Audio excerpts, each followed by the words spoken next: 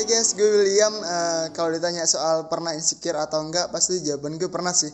Gue tuh insecure di berat badan gue yang beratnya 75 dengan tinggi 168 dan sulit untuk mendapatkan cewek tentunya. Ya, you know lah. Pada waktu itu saya berfokus pada bentuk wajah ataupun rupa bersama warna kulit. Nah, jadi saya merasa bahwa saya itu tidak cukup ganteng dan juga sangat gelap, dekil, bahkan bisa dibilang ya kucel, dan itu sangat mengintimidasi saya bahwa saya sangat mustahil untuk mendapatkan pasangan hidup dan sangat mustahil untuk dicintai oleh orang lain. Nah, bentuk tubuh aku yang kecil, mungil dan juga pendek. Kadang orang bilang aku tuh masih kayak anak kecil dan gak sesuai dengan umurku yang sekarang. Nah, saya kan pernah ikut pertandingan wusu tuh. Nah, di pertandingan wusu itu pasti kita akan merasakan grogi, ketakutan, cemas, atau takut gagal dalam tengah lapangan. Nah, Pernah ngalamin yang nama insecure, kayak gak pede sama diri sendiri dan malu untuk tampil di depan orang banyak. Aku kadang iri lihat temanku yang lebih kaya karena kadang mereka bisa dapat langsung apa yang mereka mau. Pasti pernah insecure. Nah, kalau aku pribadi, aku tuh insecure ke wajah aku karena wajah aku tuh bisa dilihat banyak banyak bekas jerawat, banyak jerawat. Dan sampai-sampai kalau orang yang udah kenal aku lama terus baru lihat aku lagi, pasti ngomongnya gini, "Ih, kok sekarang muka kamu kayak gitu? Ih, kok sekarang muka kamu banyak jerawat? Ih, kok muka kamu kayak gini, kayak gini." Ya aku cuman bisa ketawa karena ya emang kayak gitu. Itu dulu saya pernah merasa kurang percaya diri, mungkin karena penampilan fisik saya pada waktu itu yang saya merasa kurang tampan, dan rasa tidak percaya diri itu muncul ketika orang lain punya, saya tidak punya. Nah, itu membuat saya sulit untuk bergaul ataupun bersosialisasi dengan lingkungan, dan itu sangat mempengaruhi saya sehingga saya hanya berteman dengan beberapa orang saja. Dan saya belajar sampai saat ini, pergaulan dan atau lingkungan di mana kita tinggal itu sangat mempengaruhi sifat ataupun karakter kita. Aku pribadi, aku pernah merasakan insecure. Aku insecure pada bagian tubuhku, tulang leherku yang sangat menonjol ini. Dan ini sering banget dikomentarin sama orang-orang. Ih, kok Elsa kurus banget sih? Ih, kenapa gak pernah makan ya? Aku itu sering banget makan. Aku banyak banget makan. Cuman berat badanku itu selalu stuck di angka itu aja. Aku juga gak tahu kenapa. Cuman kalau dihitung-hitung menurut tinggi badanku juga itu sudah ideal, berat badanku sudah ideal. Cuman mungkin karena aku tinggi ya, jadi ya kelihatannya kurus, ini tulangnya kelihatan. Kadang di sana aku merasakan insecure. Agak aneh aja sih kelihatannya, orang-orang pada nggak punya ini, tapi aku tulang lehernya ini sangat menonjol. Kalau aku, ketika aku tidak bisa menjadi diri aku sendiri, karena aku akan selalu membandingkan diriku dengan orang lain dan menganggap bahwa aku tidak bisa melakukan itu. And how can I deal with that? Aku waktu itu ngerasa insecure waktu aku dapat pelayanan jadi singer di salah satu KKR anak muda, yang itu dimana yang hadir tuh banyak banget, dan aku tuh sempet benar-benar nggak pede, aku down banget, aku nggak pernah pelayanan di depan orang sebanyak itu, dan aku menganggap bahwa mereka yang bisa pelayanan di atas panggung itu mereka yang orang-orang yang sudah hebat, mereka yang singer-singer atau WL yang berpengalaman gitu. Insecure, pastinya semua pernah mengalaminya ya. Saya pernah merasa insecure ketika saya merasa bahwa badan saya sangat kurus. Jadi saya merasa ketika saya menggunakan legging kan sangat nyaman, tapi orang menertawai saya ketika saya pakai legging. Iya, saya ditertawakan, sampai itu membuat saya trauma untuk pakai legging karena saya merasa bahwa kayaknya nggak cocok banget, kayaknya kurus banget, orang akan menertawakan saya. Jadi itu pertama kali saya diajak untuk ikut bergabung dalam kepengurusan pemuda di gereja. Nah, itu saya orang yang paling muda, orang yang paling kecil di sana pada saat itu. Jadi pada saat ada evaluasi tim, saat ada rapat, saya diam aja gitu loh. Jadi saya nggak berani menyampaikan pendapat saya. Shalom, hai teman-teman semua yang ada di rumah. Apa kabarnya nih? Balik lagi di Hobby Talk bareng aku, Wahyu Agustini. Nah, di episode kali ini kita mau ngebahas suatu hal yang sangat menarik pastinya, dan pastinya akan memberkati kita semua. Di episode kali ini kita mau ngebahas tentang sesuatu hal yang sering terjadi di kalangan anak muda. Bahkan bukan cuma anak muda doang nih yang sering merasakan, bahkan semua kalangan pernah merasakan. Teman-teman di rumah kira-kira tahu nggak ya kita mau ngebahas apa? Pasti udah tahu dong, karena teman-teman di rumah udah nonton video dari beberapa teman-teman kita. Teman-teman kita tadi menceritakan tentang insecure apa yang mereka rasakan. Nah, teman-teman di rumah pernah nggak sih merasakan insecure? Mungkin pernah merasakan hal yang sama yang tadi teman-teman kita ceritakan, mungkin dengan hal yang berbeda juga. Nah, di episode kali ini kita mau ngebahas dan mau mengulik lagi lebih dalam lagi nih tentang insecure ini. Dan di sini saya nggak ngebahas cuma sendirian. Kali ini saya ditemani oleh Ibu Tuti Tri Utami. Halo Ibu Tuti, apa kabarnya? Halo lagi. Nah, beliau ini adalah salah satu ibu gembala di gereja, dan beliau ini dulu sempat menjadi dosen di salah satu universitas yang ada di Denpasar. Nah, beliau ini juga adalah salah satu mentor anak-anak muda di gereja, dan termasuk mentor saya juga. Dan panggilan sayang kami terhadap beliau ini biasanya kami memanggilnya Mami Tuti. Mungkin biar ngobrolnya nggak canggung, nggak tegang, ayo panggilnya Mami Tuti aja kali ya? Boleh. Oke deh Mami. Oke Mami, tadi kan Ayu udah sempat bilang nih, kalau episode kali ini kita mau ngebahas tentang insecure. Nah, mungkin banyak orang berpikir bahwa insecure itu adalah rasa tidak percaya diri, rasa minder yang dimiliki oleh seseorang nih. Nah, makna dari insecure itu seperti apa sih, Mi? Istilah insecure itu berasal dari bahasa Inggris, ya. Kalau dalam bahasa Indonesia kan dulu kayaknya nggak pernah ya dengar istilah insecure ya, tapi sekarang ini ngetren ya. Jadi itu memang istilah yang diadaptasi dari bahasa Inggris yang berarti tidak aman. Jadi sebenarnya setiap orang pernah mengalami apa yang dinamakan dengan insecure ya. Wah, satu kondisi yang tidak aman. Gitu. Berarti semua orang bisa dong merasakan insecure ya, Mi? Betul sekali. Nah, kan semua orang nih bisa merasakan insecure. Emang seperti apa sih yang dinamakan insecure itu, Mi? Jadi insecure itu merupakan satu kondisi mental seseorang atau kejiwaan seseorang di mana dia merasa berada dalam satu posisi yang tidak nyaman, dia berada dalam satu posisi yang tidak enak begitu ya. Dia merasakan satu kecemasan, dia mulai merasa tidak aman berada dalam situasi tertentu, ada dalam lingkungan tertentu atau mengerjakan sesuatu yang akhirnya berujung kepada rasa tidak percaya diri. Nah, itu bisa imbasnya dia mulai takut dan dia mulai curiga kepada orang lain. Ini udah parah ya. Parahnya nanti dia bisa curiga kepada orang lain. Nanti yang lebih parah lagi apa? Dia mulai menarik diri untuk berinteraksi dengan orang lain. Nah, padahal kita ini manusia ini diciptakan oleh Tuhan itu sebagai makhluk sosial. Betul nggak? Betul banget. Ya, jadi kita ini makhluk sosial. Artinya kita ini diciptakan oleh Tuhan memiliki saling ketergantungan satu dengan yang lain, dan diciptakan oleh Tuhan untuk berinteraksi, bersosialisasi satu dengan yang lain. Nah, orang yang mengalami rasa tidak aman dengan dirinya sendiri, ya, dia tidak aman berada di lingkungannya, dia tidak aman berada di dalam komunitas-komunitas tertentu. Kira-kira seperti itu. Secara umum ya. Oh, jadi begitu ya, Mia. Jadi rasa insecure itu adalah perasaan tidak aman yang terjadi saat seseorang merasa malu, merasa nggak percaya diri, merasa diri mereka kurang ya, Mia. Betul. Nah, ciri-ciri orang yang merasakan insecure dalam hidupnya itu seperti apa sih, Mi?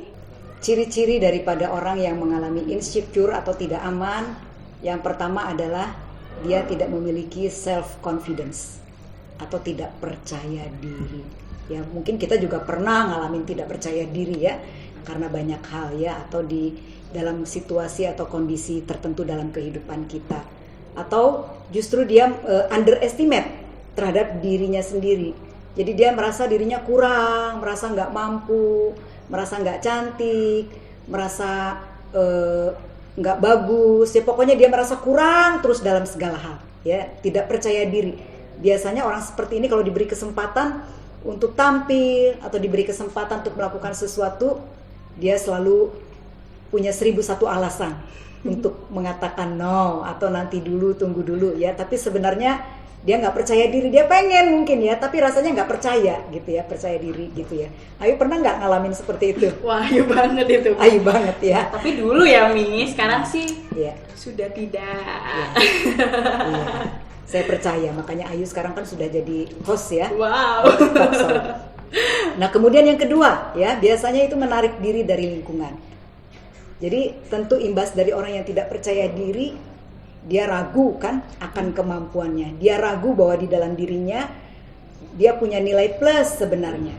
Ada kepandaian yang dia mungkin dia tidak sadari. Dia punya kelebihan yang dia tidak sadari.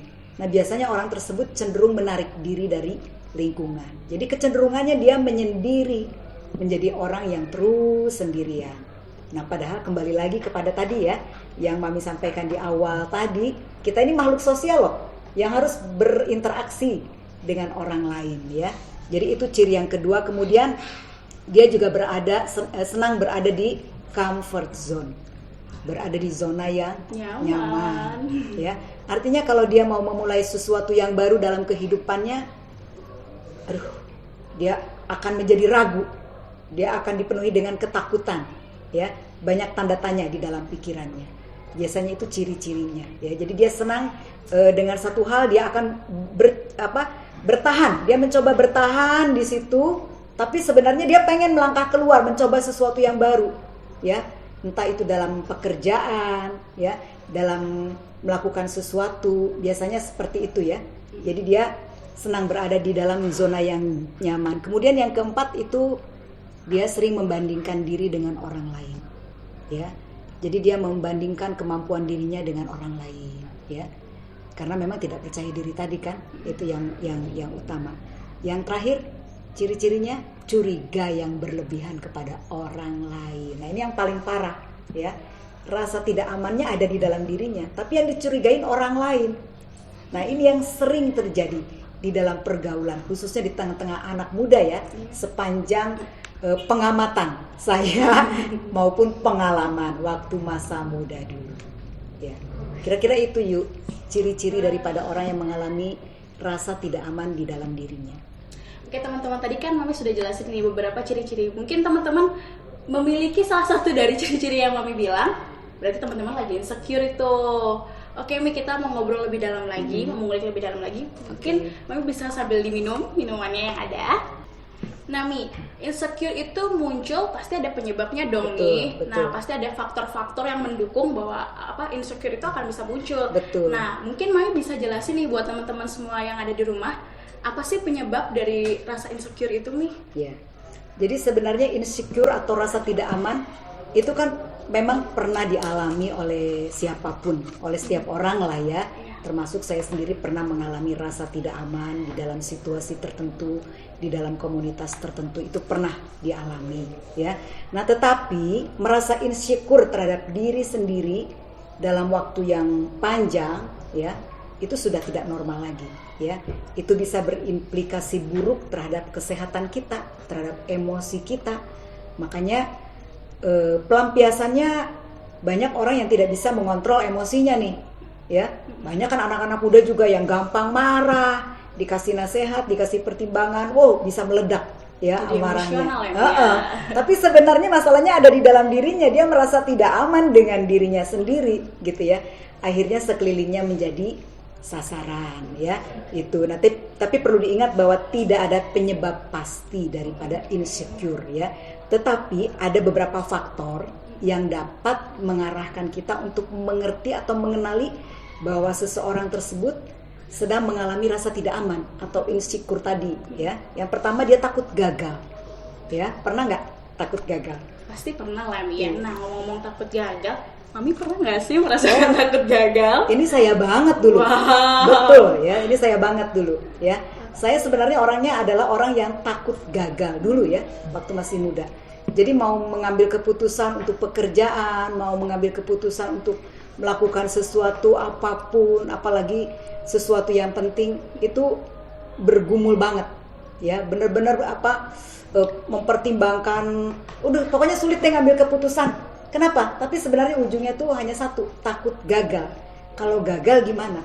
Mau mencoba pekerjaan, takut, nanti takut rugi. Kalau rugi gimana gitu ya.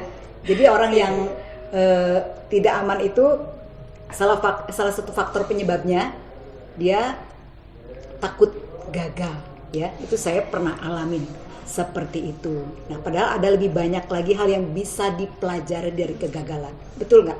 Kalau kita memperhatikan orang-orang sukses, kalau kita baca kisah-kisah kesuksesan mereka, semua diawali dari kegagalan. Justru kegagalan itu menjadi tangga untuk dia naik ke level yang lebih tinggi, atau menjadi batu loncatan untuk dia masuk ke zona yang baru yang penuh tantangan, tapi dia sudah belajar dari kegagalan sebelumnya, ya.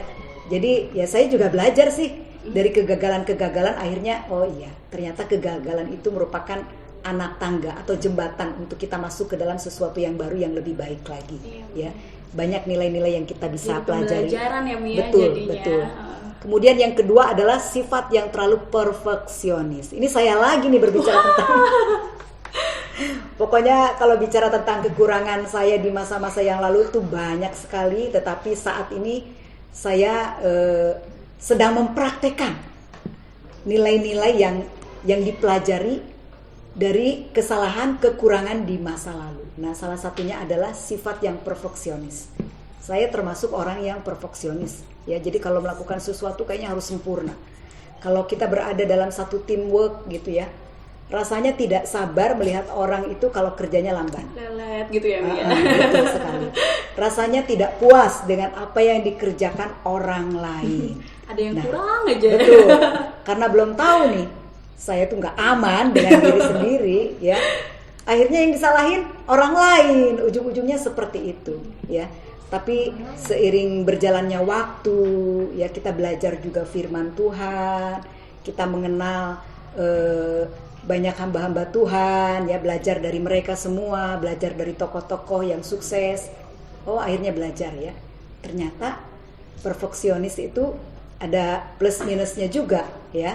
Bisa menjadi kebaikan, tapi bisa juga menjadi bumerang bagi diri kita sendiri, ya. Kemudian ada faktor lain, kurang percaya diri karena kecemasan sosial. Mungkin saya nggak bahas lagi karena kita tadi sudah bahas banyak, ya. Pernah nggak kita merasa tidak nyaman berada dalam komunitas tertentu? Misalkan kita diundang nih, Ayu pernah nggak diundang ke satu acara pesta gitu ya, yang notabene itu bukan teman-teman kita hanya satu orang mungkin yang kenal dengan kita yang undang kita aja. Begitu berada di komunitas di mana di situ banyak teman-teman yang nggak kenal dengan kita, kok rasanya nggak nyaman, ya. Nah itu salah satu faktor juga, ya. Salah faktor di mana kita sebenarnya kurang percaya diri. Kemudian yang keempat, ini yang perlu untuk diwaspadai.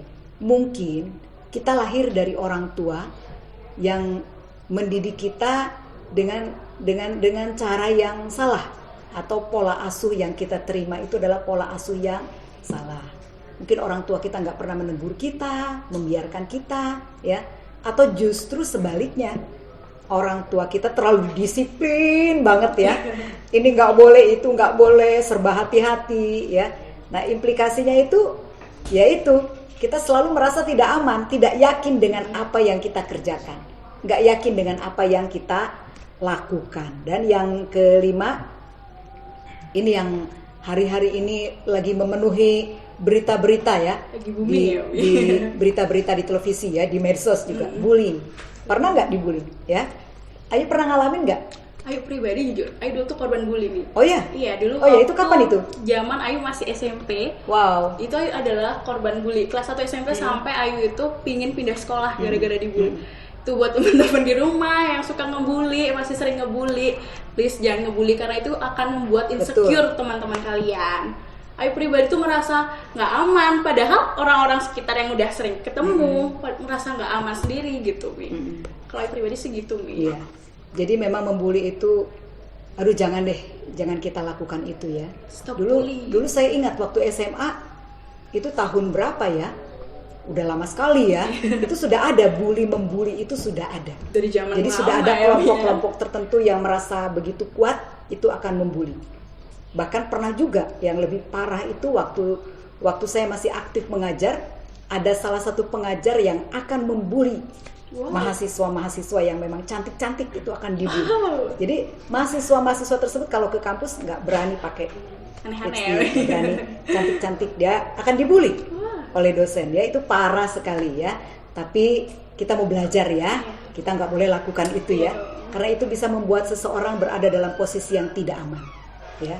Berada dalam posisi yang tidak aman itu sangat tidak enak, sangat menyiksa, betul nggak? Karena biasanya pribadi seseorang tuh dia pengen maju, dia punya impian, dia pengen mencapai sesuatu. Nah itu anak muda banget kan, seperti itu. Tapi kalau diikat oleh rasa tidak aman, insecure tadi, impiannya bisa nggak tercapai dong, betul nggak? Harapannya bisa sirna, ya kan? Jadi jangan deh bully membuli. Kasian Stop jadinya. ya. Mari mulai dari diri kita ya. Siap, Umi. Tidak membuli siapapun yang ada di sekeliling kita, di sekitar kita. Jadi itulah faktor-faktor yang menyebabkan atau mengarah kepada kenapa seseorang itu berada di dalam posisi tidak aman. Wah, ternyata banyak juga ya Mi yang menjadi faktor-faktor penyebab terjadinya insecure ya Mi. Kadang hal-hal yang kita anggap sepele, kita anggap itu biasa aja, bahkan itu berpengaruh banget ya Mi. Contoh nih, mungkin kayak ngebully, mungkin itu pakai lucu-lucuan, padahal sebenarnya itu berpengaruh banget ya Mi ya. Nah Mi, kita mau ngobrol lebih dalam lagi nih tentang insecure ini. Nah, yang kita tahu kan Mami berkecimpung lebih banyak di dunia pelayanan. Nah, apakah insecure itu ada di dunia pelayanan nih? Sebenarnya berbicara insecure itu bisa melanda siapa saja, di mana saja, kapan saja. Artinya di dalam pelayanan, di dalam gereja pun orang bisa merasa tidak aman. Ya, hamba Tuhan pun bisa merasa tidak aman. Ya, kalau kita mengacu kepada ciri-ciri, kita mengacu kepada faktor-faktor yang tadi kita bahas bersama-sama. Ya, jadi dimanapun kita rasa tidak aman itu pasti pernah dialami oleh seseorang. Ya, termasuk saya juga di awal-awal ngalamin nggak aman. Ya, biasanya perasaan tidak aman itu kalau untuk saya alami kalau kita melayani di tempat yang baru, di mana baru ketemu dengan orang-orang baru, dengan suasana baru, butuh adaptasi kan, butuh pengenalan lebih dalam lagi, seperti apa sih ini orang-orangnya, apa nih harus saya lakukan. Jadi di benak kita ini banyak pertanyaan. Situasi seperti itu membuat deg-degan, ya, membuat akhirnya nggak yakin, nggak pede. Itu pernah dialami, ya. Tapi ya kembali lagi, kita kan perlu untuk belajar dari segala situasi yang terjadi dalam kehidupan kita ya, supaya menjadi lebih baik. Tapi pengalaman di mana merasa tidak aman itu pernah saya alami. Saat memimpin pujian, rasanya kok saya nggak bisa nyanyi sebagus orang lain, ya karena selalu compare-nya dengan orang lain, dengan orang yang hebat, dengan orang di luar sana yang punya prestasi, gitu ya. Selalu compare-nya dengan itu pernah dialami. Saat menyampaikan firman, mungkin khotbah, rasanya kok nggak percaya diri, nggak yakin, itu pernah ya. Hal-hal seperti itu pernah dialami, ya. Takut ditolak, takut biasanya penyebabnya itu seperti itu, ya. Tapi sekali lagi seiring waktu kita belajar, saya pun belajar. Ya puji Tuhan, sekarang kalau ada rasa tidak aman, sudah tahu cara mengatasinya. Karena kalau dibiarkan berlama-lama itu sangat tidak baik. Nami, ngomong-ngomong, masih ngomongin tentang insecure dalam pelayanan ini. Ayu pribadi dulu pernah nih merasakan ketika awal-awal Ayu pelayanan, kan Ayu disuruh singer nih gitu. Betul. Ayu ya kayak tadi Mami bilang selalu membandingkan dengan yang lebih gitu kan. Selalu Ayu berpikir bahwa kadang menyanyi itu tidak sepenuh hati dilakukan gitu. Jadi fokusnya bukan untuk Tuhan lagi gitu loh, Mi. Jadi takut dilihat orang, takut dinilai jelek sama orang. Nah kalau kayak gitu tuh gimana sih, Mi? Takut dikomentarin juga. Iya, bener, Mami. Dan paling tidak siap kalau yang komentar itu yang nggak enak tentang kita, ya kan, dibilang suara kita jelek atau apa gitu ya. Kalau pelayanan itu dasarnya firman Tuhan katakan apapun yang kita lakukan harus kita lakukan dengan sepenuh hati seperti untuk Tuhan, bukan untuk manusia. Nah kalau di hati kita punya sikap seperti itu, apapun yang kita lakukan dalam pelayanan tentu itu berkenan di hadapan Tuhan, karena kita lakukan itu dengan sepenuh hati untuk Tuhan, ya. Nah tapi yang menilai apakah pelayanan kita berkenan atau tidak tentu bukan kita yang nilai. Ya, saya juga tidak dalam kapasitas menilai itu ya. Saya tidak dalam kapasitas memberikan penilaian kepada seseorang, pelayanan kamu nggak berkenan. Yang bisa menilai itu kan Tuhan sendiri. Jadi Tuhan yang tahu hati kita, apakah apa yang kita lakukan itu untuk Tuhan atau bukan. Nah, tapi memang apa yang dialami Ayu pernah juga saya alami. Ya, di dalam pertumbuhan iman kita melewati fase-fase yang seperti itu. Tapi saya percaya itu kan sifat di mana kita sedang dalam proses belajar, ya. Sesuatu yang normal sebenarnya, ya. Tapi sekali lagi berkenan atau tidak di hadapan Tuhan, itu Tuhan yang menilai, ya kan? Nah, tapi kalau kita sudah mengerti firman Tuhan, kita sudah tahu arti daripada pelayanan dan sudah tahu juga bahwa kita harus melakukan segala sesuatu itu dengan sikap hati yang tenang, aman, ya. Mari kita belajar. Untuk kita belajar mengalahkan penghalang apapun. Mau orang nilai kita jelek, yang penting hati kita itu tulus untuk melayani Tuhan. Mungkin itu saja poinnya ya, Yu ya. Nah, tadi kan yang menyebabkan terjadi insecure dalam pelayanan, kalau Ayu pribadi kan karena takut dikomentarin ini. Nah, gimana sih Mi caranya biar kita bisa menanggapi komentar-komentar yang tidak baik itu, Mi? Ya memang kita harus belajar ya Yu ya, termasuk saya juga belajar. Pada waktu kita siap melayani Tuhan, masuk dalam dunia pelayanan, kita harus menyiapkan hati. Bukan hanya kita memberikan hidup kita untuk Tuhan, tapi kita juga harus siap dipertimbangkan oleh banyak orang. Jadi itu bagian dari resiko. Sebenarnya pekerjaan apapun juga yang berhubungan dengan orang lain, resikonya itu pasti selalu ada. Entah di dunia usaha, betul nggak ya? Di dunia entertainment, pasti resiko itu ada.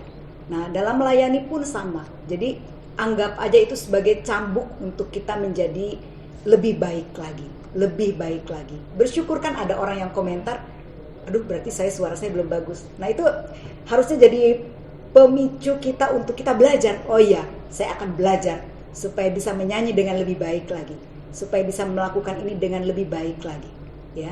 Jadi kalau dari saya mendingan lebih baik seperti itu ya.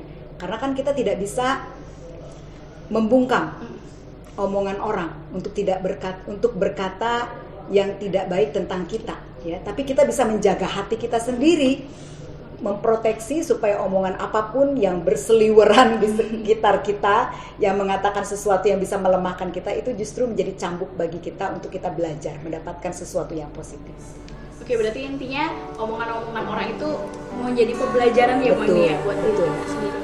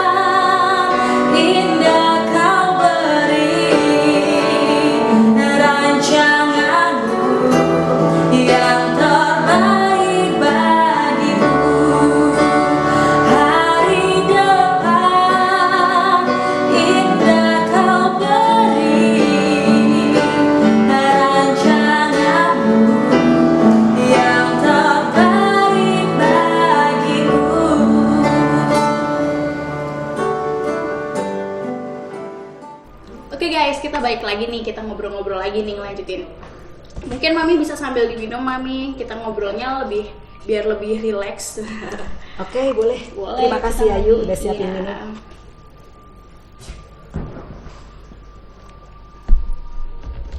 Nah, tadi kan Mami udah ngejelasin nih maknanya apa, ciri-cirinya seperti apa, faktor yang menyebabkan seperti apa. Bahkan sampai ke dunia pelayanan pun sudah Mami jelaskan. Betul. Nah, kita masuk ke poin kita, ke goals kita nih, obrolan kita hari ini. Nah, apa sih yang harus kita lakukan nih untuk kita bisa melawan rasa insecure itu, Mi? Ya, jangan membanding-bandingkan diri kita dengan orang lain. Ya, jadi kita ini spesial loh. Tuhan itu menciptakan kita itu spesial. Amin. Ya, you are not created to be compared. Ya, Tuhan tidak menjadikan kita untuk dibanding-bandingkan dengan orang lain. Kita ini spesial, ya. Ayu diciptakan Tuhan itu satu-satunya di dunia. Enggak ada yang sama dengan Ayu. Satu ya, ada di Bali, namanya juga Ayu ya. Saya juga satu di dunia ini, tidak ada yang sama dengan saya. Jadi setiap kita itu punya kepribadian yang spesial di mata Tuhan, kepribadian yang unik di mata Tuhan. Jadi jangan kita selalu berpikir bahwa kita tidak berharga, bahwa kita tidak memiliki apa-apa, bahwa kita tidak bisa apa-apa. Tuhan menciptakan itu very very spesial. Ya, Tuhan menciptakan kita itu berharga loh. Kita ini punya nilai keberhargaan. Waduh, manusia itu diciptakan Tuhan itu tidak asal-asalan ya. Tuhan itu menciptakan secara khusus, secara unik ya. Jadi itu poin yang harus kita sadari. Jadi apa yang harus kita lakukan? Dengan tidak membandingkan diri dengan orang lain, jadilah pribadi yang bersyukur. Jadi kata kunci yang pertama, bersyukur yuk. Wah. Sudah belum kita bersyukur nih? Wah, berarti kata kuncinya adalah bersyukur ya, Mi Iya. ya. Nah, ngomong-ngomong bersyukur nih, Mi. Bersyukur itu kan adalah suatu hal yang simpel ya. Betul. Tapi paling susah dilakukan ya kan. Pasti betul. banyak orang nih bisa bilang aku bersyukur, padahal dia belum tentu bersyukur nih, Mi, gitu kan. Nah, mungkin Mami bisa kasih tips nih biar teman-teman di rumah juga yang nonton tahu gimana caranya biar bisa memiliki hati yang bersyukur gitu. Iya. Jadi kita harus tahu untuk apa sih kita hidup, siapa sih yang menciptakan kita. Kita harus mengenal pencipta kita dong. Nah, kalau kita menyadari bahwa kita itu lahir tidak kebetulan, tetapi dirancangkan sedemikian rupa oleh Tuhan yang menciptakan langit dan bumi, kita tentu akan menyadari bahwa kita ini adalah pribadi yang istimewa di mata Tuhan. Artinya Tuhan menciptakan kita itu dengan segala kelebihannya juga, ya. Kita harus belajar bahwa menyadari bahwa di dalam diri kita ada kelebihan yang sudah Tuhan berikan. Jadi setiap orang itu diberikan takaran masing-masing yang berbeda. Nah, jadi mari kita kembangkan takaran yang sudah Tuhan berikan, kemampuan, kepandaian sesuai dengan kemampuan yang memang ada di dalam diri kita. Mari kita kembangkan itu. Ya, kita belajar untuk melihat di dalam diri kita itu ada sesuatu yang baik yang bisa kita kembangkan, ya. Jadi itu salah satu cara untuk kita belajar bersyukur, ya. Jadi di poin itu yang pertama ya tadi. Kemudian boleh lanjut lagi ya. Boleh, nah, yang Mami. poin yang kedua itu kita harus belajar juga mengurangi medsos. Wow. Nah, ini kalau bicara tentang ini, wow, kayaknya susah sekali gitu ya.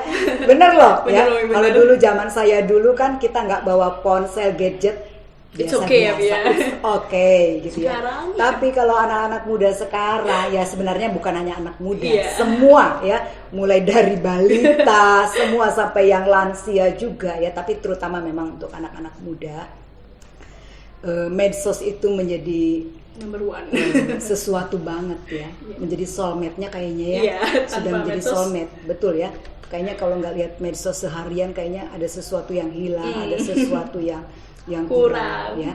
Medsos sih oke, baik kalau menurut saya ya, sepanjang kita juga menggunakannya dengan tujuan yang baik, dengan tujuan yang benar, dan kita memanfaatkannya maksimal juga untuk tujuan-tujuan yang positif, it's okay. Gak ada masalah ya. Tapi hati-hati yang perlu diwaspadai. Medsos ini kan merupakan jendela informasi ya, di mana dunia itu hadir di depan mata kita. Kita mau mengintip apa yang terjadi di Amerika, apa yang terjadi di Jepang, apa yang terjadi di Korea, tinggal sekali slice, nah, gitu kan, betul nggak? Iya, Kita sudah tahu apa yang sedang terjadi.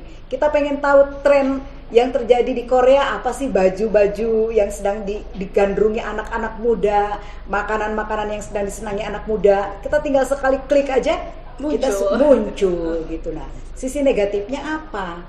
Sisi negatifnya akhirnya kita pengen berada dalam situasi, posisi, atau bahkan kita pengen memiliki apa yang kita lihat di medsos tersebut.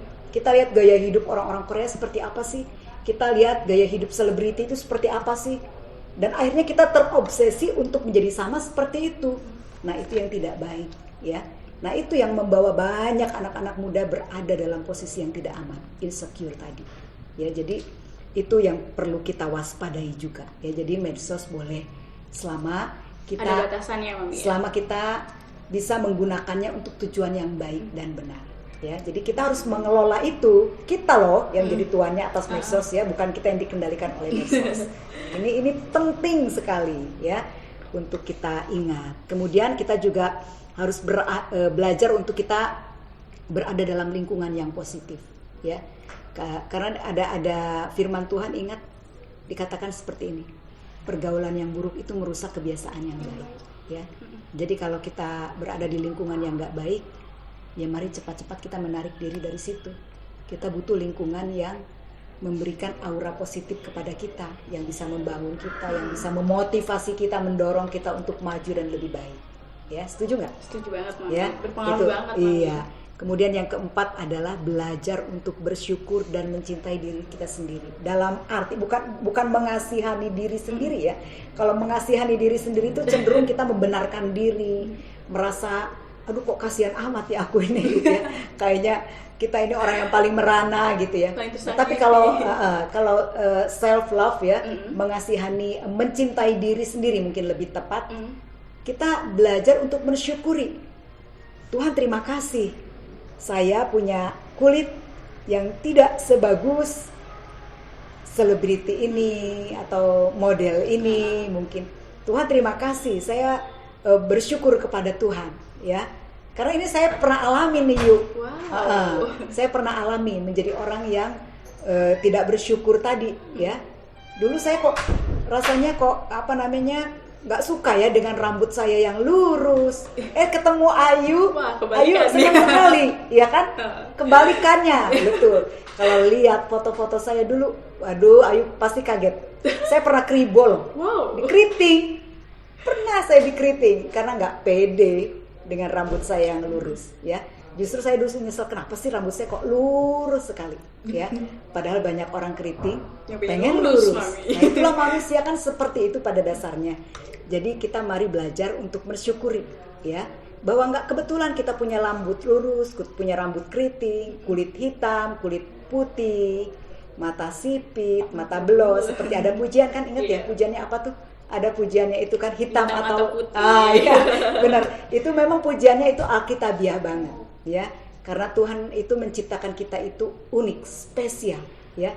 Jadi tidak ada kejadian kita yang terjadi secara kebetulan. Setiap manusia diciptakan untuk satu tujuan, untuk memuliakan Tuhan. Tuhan menyiapkan sesuatu yang indah, sesuatu yang baik, dan khususnya untuk anak-anak muda, Tuhan menyiapkan satu rencana yang luar biasa bagi setiap anak-anak muda. Jadi mari belajar untuk mensyukuri dirinya sendiri, mensyukuri keberadaannya, kemampuannya, karunia yang sudah Tuhan berikan. Ya, belajar menggali hal yang positif di dalam diri kita, belajar setia mengembangkannya. Wah, luar biasa sekali berarti ya sharing kita hari ini. Mungkin sebelum kita menyelesaikan obrolan kita hari ini, mungkin Mami ada pesan-pesan buat teman-teman di rumah yang mungkin masih sering kurang bersyukur, masih sering insecure, mungkin bisa. Ya, mungkin saya ingin memberikan pesan khusus untuk teman-teman pemuda, ya. Kalian itu generasi harapan bangsa. Wow, sesuatu banget ya kalau kita bicara seperti itu, ya. Pemuda itu masih diberikan kekuatan yang apa ya namanya, ya. Pokoknya dia diberikan kekuatan penuh, dia diberikan kemampuan untuk melakukan apapun, ya, karena kekuatannya itu masih ada kan, secara kesehatan dia masih prima, ya kan, ininya juga wow, ide-idenya juga cemerlang. Jadi mari teman-teman pemuda, kembangkan sesuatu yang baik yang memang sudah ada di dalam dirimu. Ya, Tuhan itu menciptakan engkau spesial seperti pesan yang saya sampaikan tadi, yang sudah kita bahas tadi ini ya. Tuhan itu menciptakan kita unik. Setiap pribadi kita itu istimewa.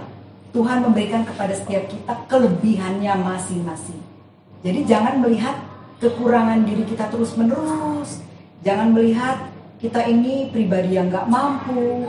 Mari pemuda, kita bangkit, kita lihat sesuatu yang baik di dalam diri kita, kembangkan itu, lakukan itu. Ya, jadilah orang yang selalu bersyukur kepada Tuhan. Karena apa yang terjadi dalam kehidupan kita, apa yang kita alami, semua itu pasti ada dalam sepengetahuan Tuhan, ada dalam rancangan Tuhan. Kalau kita pernah mengalami perlakuan-perlakuan yang tidak baik, ya, kita dididik dari keluarga yang mungkin salah asuh, salah mendidik kita korban bullying, ya, di lingkungan di mana kita pernah berada di sekolah kita. Mari lupakan itu. Amin, kita datang kepada Tuhan, ya, kita minta kepada Tuhan supaya memulihkan kita, dan jadilah orang-orang yang selalu bersyukur kepada Tuhan. Karena kita ini istimewa. Pemuda, engkau istimewa. Engkau penuh semangat, ya, engkau penuh antusias, ya, engkau punya kesempatan yang begitu banyak untuk maju dan berkembang. Ya, mungkin itu aja pesan saya yang disampaikan untuk teman-teman pemuda di rumah.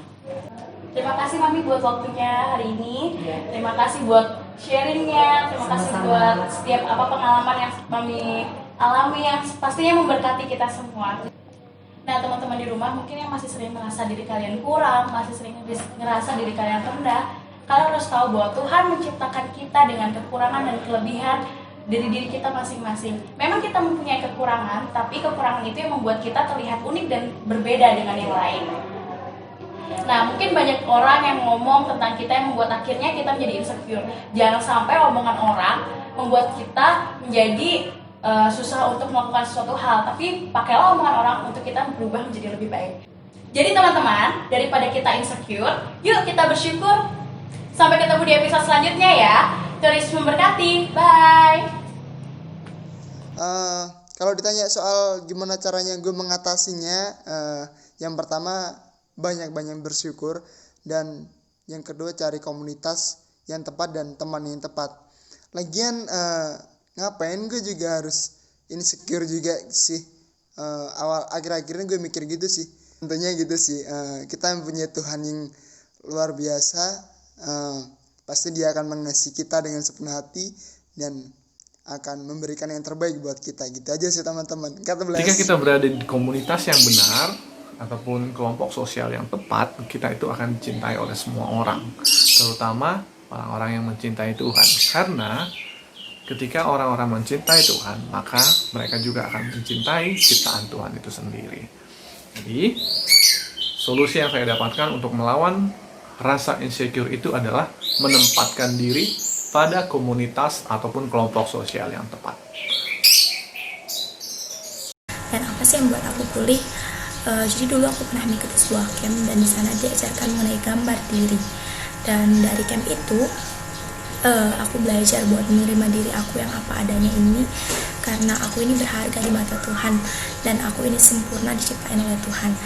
Dan yang pastinya Tuhan itu ciptain aku satu-satunya, nggak ada orang yang sama kayak aku, dan juga aku ini nggak sama dengan orang lain. Jadi aku ini istimewa di matanya Tuhan. Dari situ aku belajar buat menerima semuanya, dan akhirnya walaupun sekarang orang lain mengatakan aku apapun, aku belajar menerima semuanya karena Tuhan ciptain aku itu istimewa. Solusi saya untuk menyelesaikan semua itu adalah kita berdoa, percaya kepada Tuhan, dan kita pasti bisa bakal melakukan semua hal itu. Percayalah. Sip, pasti itu worth it kok. Thank you. Dan yang buat aku pulih atau bangkit dari masa insecure ini, aku biasanya melakukan hal-hal yang belum pernah aku lakuin, dan aku selalu berdoa sama Tuhan supaya aku menjadi orang yang lebih percaya diri lagi untuk tampil di depan orang banyak. Tapi makin kesini aku sadar bahwa aku punya satu hal yang mereka gak punya, atau jarang dari mereka punya gitu, tapi aku punya, yaitu kebersamaan dalam keluarga. Ya, yang aku lihat mereka lebih terasing, lebih menyendiri, tapi kalau aku punya kebersamaan itu. Makin kesini aku tuh semakin lihat, oh ternyata bukan aku aja, masih banyak juga orang yang di luar sana senasib sama aku ataupun lebih parah daripada aku. Dan aku di sini aku juga semakin bersyukur sih sama Tuhan kalau aku tuh nggak dibuat lebih parah lagi daripada ini. Jadi buat kalian yang insecure sama wajah kalian atau gimana, kalian harus lebih banyak bersyukur dan lebih banyak lihat ke depan, bukan ke depan, keluar. Oke. Dan puji Tuhan saya diubahkan dan dipulihkan dan bisa merasa bersyukur dengan keadaan ini. Saya bergabung di komunitas rohani yang sangat membangun, dan poinnya kita harus mau bergaul ataupun bergabung dalam komunitas rohani biar dalam setiap kehidupan kita itu dipulihkan. Tapi aku bersyukur masih banyak orang di luar sana yang masih dalam proses diet. Banyak juga yang pengen banget punya tulang leher seperti aku ini. Jadi aku bersyukur dengan bentuk tubuhku saat ini. Percaya bahwa manusia dilahirkan dengan karakter yang berbeda. Just loving yourself with your weakness and your strength, and believe in yourself that you can do it. Tapi di situ aku mencoba untuk melihat bahwa yang aku layani itu bukan cuma manusia, tapi aku melayani Raja di atas segala raja, aku melayani Tuhan Yesus. Jadi aku mencoba untuk mempersiapkan diriku, aku mencoba untuk belajar, berlatih terus menerus sampai akhirnya aku bisa melayani di KKR anak muda tersebut. Dan aku benar-benar bersyukur banget Tuhan kasih aku kemampuan, kasih aku talenta sampai aku akhirnya bisa melayani buat anak-anak muda. Itu aja. Terima kasih. Tapi setelah itu saya mulai belajar untuk berdamai dengan diri saya, menerima diri saya apa adanya, karena saya percaya Tuhan menciptakan saya unik, Tuhan menciptakan saya berbeda dengan yang lainnya, nggak ada yang seperti saya. Jadi saya berdamai dengan diri saya, fokusnya saya ubah untuk nggak melihat diri saya, karena saya tahu Tuhan melihat hati saya, bukan fisik saya. Nah, tapi kakak senior saya, bahkan kakak rohani saya menguatkan saya gitu loh. Seperti firman Tuhan juga yang Tuhan katakan, jangan seorang pun menganggap engkau rendah karena engkau muda. Jadilah teladan bagi orang-orang yang percaya. Dalam perkataanmu, dalam tingkah lakumu, dalam kasihmu, dalam kesetiaanmu, dan dalam kesucianmu. Nah, firman Tuhan sudah jelas dikatakan bahwa kita harus percaya diri gitu intinya. Jadi saat kita melangkah, biarlah Tuhan yang menyertai kita dimanapun kita berada. Itu aja dari saya. Tuhan Yesus memberkati.